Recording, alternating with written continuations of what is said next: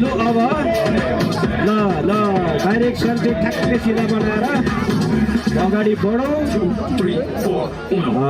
दायाँ बायाँ धेरै लागे आउट हुन्छ लु लु लु अब केही हुने भयो अब भने केही हुने भयो नै लाग्यो चर्किसक्यो चर्क्यो चर्क्यो चर्क्यो चर्क्यो अनि चर्केपछि फुट्छ फुट्यो भने त लु लु लु लु अब हेर भाइ अब हेर भाइ अब हेर भाइ अब चाहिँ फुट्यो अब फुट्यो चिटिङ गर्न नपाई चिटिङ गर्न नपाई चिटिङ गर्न नपाई फुट्यो